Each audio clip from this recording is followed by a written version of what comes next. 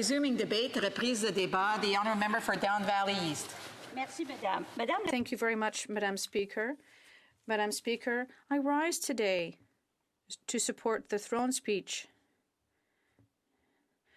On March 13th, 2020, the Parliament was closed, and in the days that followed, in consultation with the premiers across Canada, a strategy was put forward to try to halt the COVID-19 crisis. This is unexplored territory. We asked companies to close and employees to stay at home. And during these unprecedented times, the Prime Minister and our government had to quickly elaborate a plan so that Canadians could put food on the table, pay their rent, and so that companies could survive. The government introduced the Canada Emergency Response Benefit to help first and foremost the most vulnerable. For businesses, it introduced the Canada Emergency Wage Subsidy, which allowed employees to retain their jobs and businesses to stay open. For businesses, our government introduced various measures, including the Canada Emergency Business Assistance and the Canada Emergency Commercial Rent Assistance. Many businesses in my riding, especially in the entertainment and tourism industry, have thanked our government for the CEWS, as it has allowed them to retain their employees. We know that over 4 million people have gone back to the workforce, and the fact that the government is proposing to extend CEWS till next October is a welcome relief for employees and employers. For families with children, we increased the Canada Child Benefit. For seniors, we provided them with a one-time tax-free payment on their GIS and OAS. This has helped over 6.7 million seniors. As well, we provided a one-time special payment in April through the GST credit for low and modest income seniors of between $400 to $600. Many Canadians have written and stated that the concrete investments we've made in them has alleviated their financial stress. In the 7 virtual town halls that I hosted during the pandemic, the feedback that I received from my constituents of Don Valley East helped me to fine-tune many of the programs. I would like to thank all my constituents for their input, which has been incorporated into the throne speech. My constituents are pleased that the post-pandemic recovery outlined in the throne speech is balancing the need for equity, sustainability, environmental responsibility, and fiscal prudence. With the ending of CEBA, our government has ensured that these Canadians who have not been able to find a job are transitioned to the EI. Again, I thank my constituents of Don Valley East for their input to ensure that the EI system is aligned to the 21st century. As a government that is concerned with the welfare of all Canadians, we have used the fiscal firepower to the benefit of all Canadians. Unlike the 2008 financial crisis, where the previous government gave boutique tax cuts to the rich and left out the middle income and low income Canadians through austerity. And how have we been able to invest in people? According to senior economist at CIBC Capital Markets, Canada entered the COVID-19 pandemic with a healthy fiscal situation out of all G7 economies.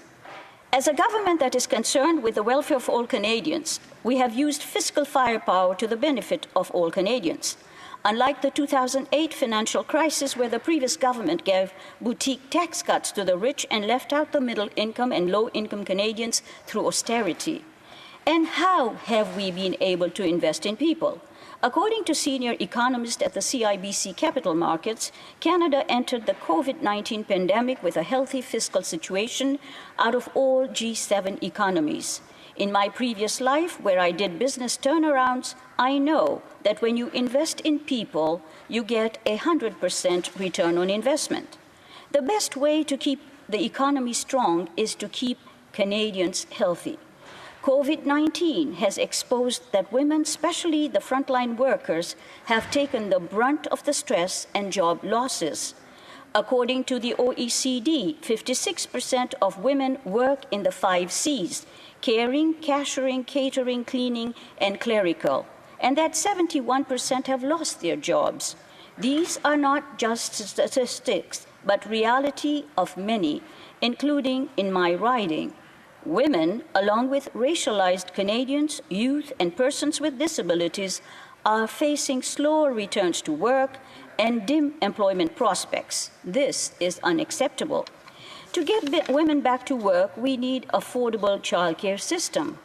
I would like to remind this House that in 2006, the Paul Martin government had secured a national daycare strategy that was signed by all provinces and territories. This progressive plan would have seen the implementation of affordable childcare for all Canadians 2 decades ago, and we would be in a better position today. Unfortunately, the Harper government tore up the hard-won agreement, and parents and children alike are feeling the damage of that heartless decision. Going forward, we need to have a bold agenda. That is why our government and the Minister for Employment, Workforce Development, and Disability Inclusion introduced the 3 new programs.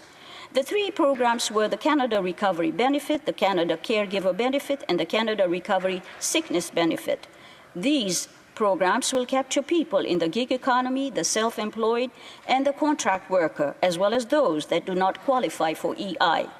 COVID-19 exposed food insecurity. Our government stepped up to the plate and provided $100 million to various food banks. A few weeks ago, at a virtual meeting with organizations across Don Valley East, I was pleased to announce that they had received $2 million in emergency funding. This money is to be used to facilitate better food distribution. To help alleviate isolation among seniors, we provided $9 million in funding for the United Way. To help students through this pandemic, we created the Canada Emergency Student Benefit, which has helped over 650,000 students. Through the Canada Summer Jobs, we are able to help both businesses and students lessen their economic burden due to this pandemic. During the crisis, we saw the horrible images of long-term care facilities and the highest death rate. This is a provincial responsibility. COVID-19 exposed how provinces that did not invest in the long-term care facilities and allowed private organizations had the highest death rates. The Prime Minister showed leadership and worked with the provinces to provide funding of $2 billion to alleviate stress and allow the frontline workers a safe environment. I would like to thank all the frontline workers for their selfless service in keeping Canadians safe. In addition to the Safe Start Agreement, our government has provided over $19 billion to provinces and territories to safely start their economy. These funds are to be used to support the most vulnerable, invest in childcare, increase testing and contact tracing, procuring of PPEs, etc. Mr. Speaker, farmers should not be forgotten, as they have stepped up to the plate to ensure Canadians have access to food. The Conservatives made false statements that no Liberal has ever visited a farm. This is nonsense. On September 9th, I visited the Sculptrop family farm in Port Hope. I was joined by members of the Ontario Cattlemen's Association. The farm raises grass-fed cattle. Farmers like Sculptrops are doing important work in sustainable beef production for both Canadian and international markets.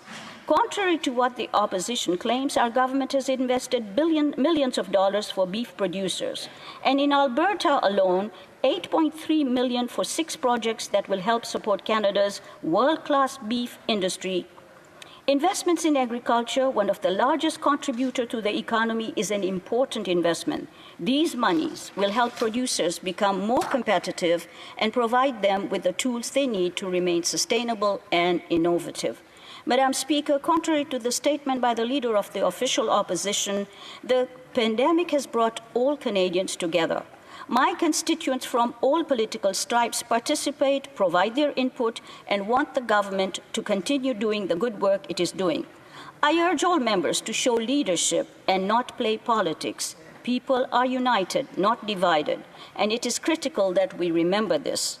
With COVID-19 in resurgence, I urge all Canadians and residents of Don Valley East to download the COVID-19 Alert app on their phones. This app provides guidance to the government in helping to slow the spread.